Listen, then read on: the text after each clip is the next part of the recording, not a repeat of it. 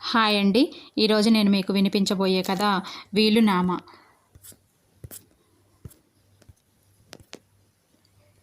అలవాటు పడిపోయిన కాళ్ళు చెరువుగట్టు మీదికి దారితీశాయి. ఒక రోజా 2 రోజుల కొన్ని దశాబ్దాలుగా వస్తున్న అలవాటు నాకు రోజు ఏదో ఒక వేళలో చెరువుగట్టు పావంచా మీద కూర్చొని కాళ్ళు నీళ్లల్లో పెట్టుకొని నా అరిపాదాల కింద చక్కిలి గింతలు చేస్తూ ఇంద్రధనస్సు రంగులో మెరుస్తూ తుళ్ళిపడే చేపపిల్లల్ని వగరు వాసనతో టీవీగా తలెత్తి చూసే రంగురంగుల కలువ పువ్వుల్ని, వాటి మీద హడావుడిగా తిరుగుతూ ఝంకారం చేసేటువంటి భ్రమరాల్ని, ఎగిసిపడే పిల్ల కెరటాల్ని, చేపల కోసం వచ్చే పేరు తెలియని వ్యక్తుల్ని, తల్లుల కోసం ఆరాటంగా రోడ్డు మీద పరుగులు తీస్తూ ఉన్న తువ్వాయిల్ని చూడటం నా దైనందిన చర్యలో ఒకటి. వయసు పెరిగిన అలవాటు మాత్రం మానలేదు. కానీ ఈవేళ ఇవేవీ నన్ను అలరించలేకపోతున్నాయి. మనసుకు సెగ తగిలినట్టుగా భగభగ మండుతోంది. పేగులు ఆకలితో కరకరలాడుతూ ఉన్నాయి. ఇంటికి వెళ్ళాలని అనిపించడం లేదు. నా తమ్ముడి పార్థివ దేహం మంటల్లో కాలిపోతున్న దృశ్యమే నా మనోనేత్రం ముందు కదలాడింది. నాకు శాంతి స్థిమితం లేకుండా పోతుంది. తమ్ముడి మరణం నిజంగా నన్ను కుంగదీసిందా? మనసు నిగ్గదీసింది. How is it this the hunter అని ఏ ఇంగ్లీష్ కవి అన్నాడో ఈ మాటలు నా పట్ల అక్షరాల నిజం తట్టుకోలేకపోతున్నాయి. తమ్ముడు నేను 10వ తరగతి ఆఖరి ఎగ్జామ్ రాసి ఇంటికి వచ్చేసరికి పుట్టాడు. నీ రిజల్ట్స్ వచ్చేదాకా తమ్ముడు మంచి కాలక్షేపంరా అన్నాడు నాన్న. వాడికి వెన్నపూస తినిపించడం నుంచి చదువు చెప్పే గురువుల దాకా అన్ని పాత్రలని నేనే పోషించాను.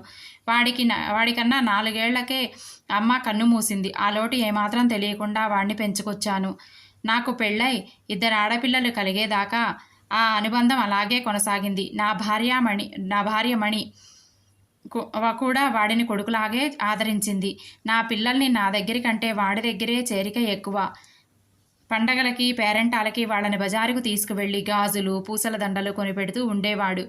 వాడు ఉద్యోగంలో చేరాక మొదటి జీతం తీసుకువచ్చి ఇదిగో వదినా చీర కొనుక్కో అంటూ నా భార్యకి ఇచ్చాడు. మా అనుబంధం చూసి పైకి గంభీరంగా ఉన్న మా నాన్న పొంగిపోయేవాడు. కానీ ఏది నిరుడు కురిసిన వాత్సల్యం ఎక్కువ. ఎక్కడ తమ్ముడు చెప్పా పెట్టకుండా ఎక్కడికి వెళ్ళిపోయావు? ఈ పాపిష్టి అన్నని చూడడానికి కూడా మనస్కరించడం లేదా? మనసు ఆక్రోశిస్తోంది. తోడబుట్టిన వాడి పట్ల నీ విధిని నువ్వు సక్రమంగా నెరవేర్చావా అంటోంది హృదయం. జవాబు లేదు నా దగ్గర. ఉన్నంతలో ఆడపిల్లల్ని మంచి సంబంధాలు చూసి ఘనంగా పెళ్ళిళ్ళు చేశాను. ఎవరి జీవితాలు వాళ్ళవి. నాకు పెన్షన్ వస్తుంది, బతుకు భరోసా ఉంది. నాన్న దగ్గర అంత చేరిక లేకపోయినా ఏ విషయమూ నా దగ్గర దాచని తమ్ముడు ఒక రోజున ఒక అమ్మాయిని తీసుకొని వచ్చాడు. గుళ్ళో తాళి కట్టానని చెప్పాడు. ఇంట్లో పెద్ద రభసే అయింది. మణి మాత్రం తోడికోడల్ని సాదరంగా ఆహ్వానించింది. ముఖ్యంగా ఆడవాళ్ళ మధ్య ఎక్కువ పరపచ్చాలు వస్తాయనే అపోహ ఉంది నాలో. కానీ మణి ధోరణి వేరుగా ఉంది. నాన్న మాత్రం పరిస్థితులతో రాజీ పడలేదు. గుట్టుచప్పుడు కాకుండా వీలునామా వ్రాయించుకొచ్చాడు. ఉన్న 6 ఎకరాల పొలం, ఇల్లు నా పేరున రాశాడు. ఆస్తి ఆయన స్వార్జితం. తనకు ఎవరూ నోరు విప్పడానికి అవకాశం లేకపోయింది. తమ్ముడి భార్య వహిని ద్వారా సంగతి తెలుసుకున్న ఆమె పుట్టింటి వాళ్ళు గొడవకు వచ్చారు. నాన్న మాత్రం బెదరలేదు, చెదరలేదు. చేసేదేమీ లేక వాళ్ళు వెళ్ళిపోయారు. పైకి ఏమీ అనలేక స్థితప్రజ్ఞుడిలా మిన్నకుండిపోయాడు వాసు. అన్నదమ్ములిద్దరిలోనూ ఒకే ఇంట్లో పక్కపక్క వాటాల్లో ఉంటున్నా ఎదురుపడితే ముభావంగా పలకరించుకోవడం అలవాటైపోయింది. కొన్నాళ్లకు నాన్న కూడా సుస్థి చేసి దాటిపోయాడు. ఇంట్లో మిగిలిన 4 మధ్య మౌనమే రాజ్యమేలింది. ఈ పరిస్థితిలో జీర్ణించుకోలేని మణి ఒకరోజు నన్ను నిలదీసింది. దేనికైనా ఒక హద్దు ఉండాలి. ఈ పాపిష్టి ఆస్తి కోసం రక్త సంబంధాన్ని దూరం చేసుకుంటారా? ఇది మీకు తగిన పనేనా?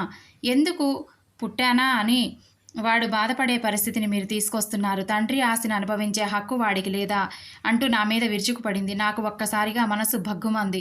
వాడి తరపున వకాల్తా పుచ్చుకొని మాట్లాడతావేం? నీకు పుట్టిన పిల్లలకి అన్నీ ఉండాలని లేదా? ఉన్నదే 6 ఎకరాల భూమి. ఆడపిల్లలిద్దరికీ చెరో 2 ఎకరాలు పసుపు కుంకుమ కింద ఇద్దామనుకుంటున్నాను. అది తప్పేనా? పిల్లల తల్లిగా ఆలోచించడం నేర్చుకో కాస్త విసురుగా అన్నాను. పోయేనాడు ఏం మోసుకుపోతాం అంటూ సణుక్కుంటూ లోపలికి వెళ్ళిపోయింది. నాకు నా భార్య సపోర్టే లేదు అనుకున్నాను గుబులుగా. రోజులు భారంగా నడుస్తున్నాయి. ఓ రోజు మణి స్వీట్ తీసుకొని చేతికిస్తూ మనము పెద్దమ్మ పెదనాన్నలం కాబోతున్నాం అని సంబరంగా చెప్పింది. తమ్ముడికి కొడుకు పుట్టి నా పిల్లలకి పోటీ వస్తాడేమో అనుకున్నాను అసహనంగా. లిప్త కాలంలో నా మనసు చదివేసిన నా జీవిత సహచరిని మరో కంసుడు కాకండి. మన పెద్ద పిల్ల కంటే వాసు భార్య 3 ఏళ్లు పెద్దది. కొత్త వారసుడిని సాదరంగా ఆహ్వానించాలి మనం అంటూ లోపలికి నడుస్తుంది. ఒకరోజు తమ్ముడు అతడి భార్య ఏదో విషయమై మాట్లాడుకుంటున్నారు. నేను వసారా చావిడిలో అటు ఇటు పచారీలు చేస్తున్నాను. ఎంత వినకూడదు అనుకున్నా ఆ మాటలు నా చెవిలో పడుతూనే ఉన్నాయి, తొలిపొద్దు సూర్యకిరణాలు తాకినట్లుగా. ఎంతకాలం వహిని, ఎంతకాలం? అన్నయ్యతో ఈ నిశ్శబ్ద యుద్ధం పోని నేను ఏమైనా ఆస్తి కోసం గొడవ చేశానా?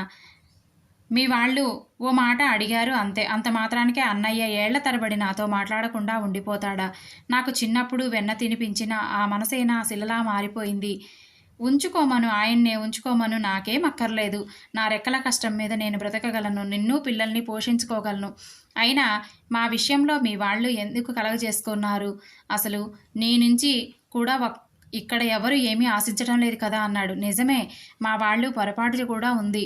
నేను ఏదో మాటల మధ్యలో ఈ ఆస్తి ప్రస్తావన తెచ్చాను, కానీ ఇలా మనస్మర్ధలు వస్తాయని ఊహించలేకపోయాను. పోనీలేండి, ఆప్తుల మధ్యలో విభేదాలు ఎన్నాళ్ళు ఉంటాయి కనుక వచ్చే బుడతడిని చూసైనా ఆయనే మారతాడు నవ్వుతూ అంది వహిని. వాసు కూడా బొడబొడ నవ్వేశాడు. వాళ్ళు బయటికి వస్తారేమోనని అనుమానంతో పచారులు ఆపి గబగబా లోపలికి వెళ్ళాను. చూస్తుండగానే నెలలు గడిచిపోయే. వహినికి పురిటికి తీసుకెళ్లారు వాళ్ళ పుట్టింటి వాళ్ళు. సదా చిరునవ్వుతో కనిపించే వాసు చిన్నబూచుకొని మొహంతో 2 రోజుల పాటు గదిలో నుంచి బయటికి రాలేకపోయాడు. మణి అతన్ని మందలించి తీసుకువచ్చింది. ఒకరోజు తెల్లారుజామున వాసు మొబైల్ రింగ్ అవుతోంది. పక్క గదిలో పడుకున్న నాకు మెలకువ వచ్చింది. మణి నిద్రలో అటు ఇటు దొర్లుతోంది. లోపల నుంచి తమ్ముడి గొంతు, ఇదిగో ఇప్పుడే బయలుదేరుతున్నాను అని వినిపించింది. 10 నిమిషాల్లో బ్రీఫ్ కేసుతో అతడు బయటికి వచ్చాడు. నన్ను చూడగానే, అన్నయ్య, వహినికి నొప్పులు మొదలయ్యాయట. నేను బయలుదేరుతున్నాను. వెళ్ళగానే నీకు ఫోన్ చేసి చెప్తాను. వదినకు కూడా చెప్పు అన్నాడు. తల ఊపి ఊరుకున్నాను. చీకట్లో కలిసిపోయాడు వాసు. తెల్లవారి 10 గంటలకి ఫోన్ చేసి, అన్నయ్య, బాబు పుట్టాడు. అచ్చు నాన్నగారులాగా ఉన్నాడు.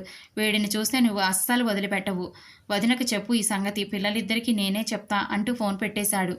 భారమైన నిట్టూర్పు వచ్చింది నాలో నుంచి. అనుకున్నంత అయ్యింది. నా పిల్లలు వాళ్ళకి ఆస్తి కట్టబెట్టాలి అనే స్వార్థం నాలో ఉన్నదే.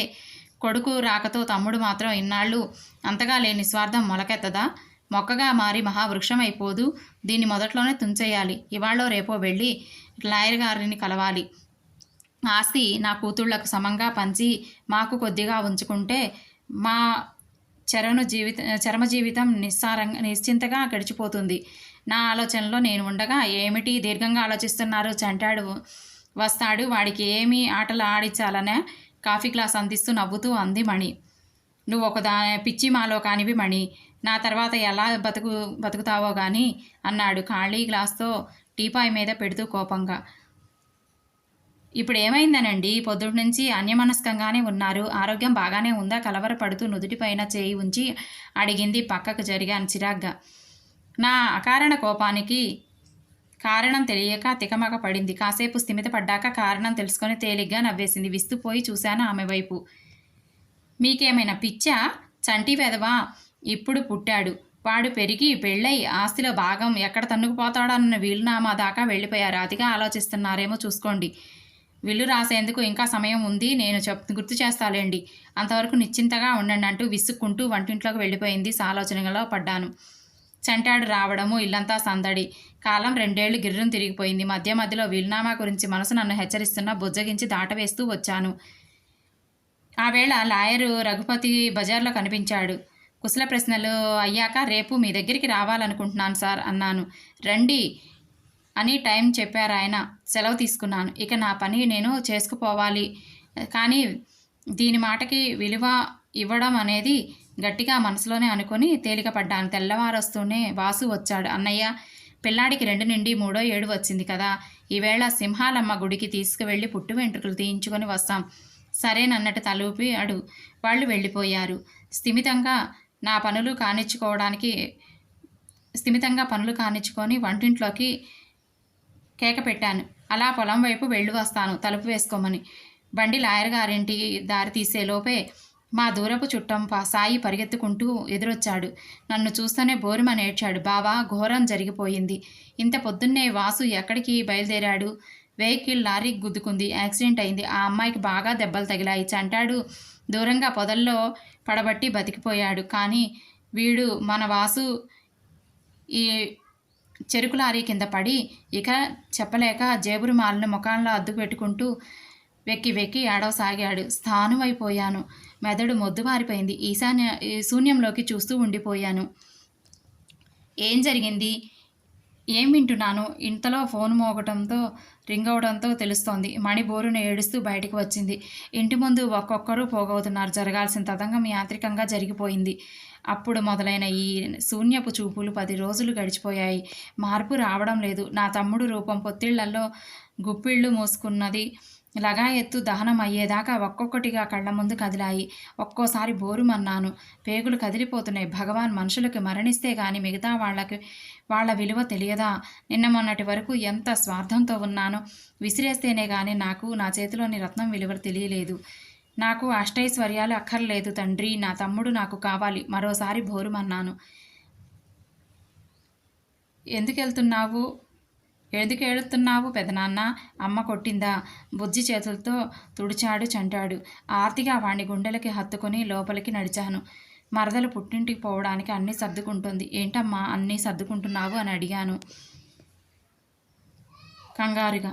ఇక ఏమి మిగిలింది బావగారు నాకిక్కడ అంటూ కళ్ళు తుడుచుకుంది. ఏమీ లేకపోవడం ఏంటమ్మా? ఈ ఇంట్లో సగభాగం, పొలంలో సగం, పాడిలో సగభాగం.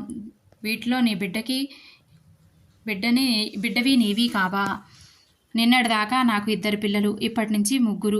వాసు ఆఫీసులోనే నీకు ఉద్యోగం ఇస్తున్నారు. మెసేజ్ వచ్చింది. పుట్టింటికి వెళ్ళి 3 రోజులు నిద్రలు చేశాక వచ్చి జాయిన్ అవుదువు గాని అన్నాడు. మణి ఆశ్చర్యంగా చూసింది నాకేసి. ఈసారి నేను లాయర్ గారింటికి వెళ్తానంటే మణి అడ్డు చెప్పలేదు.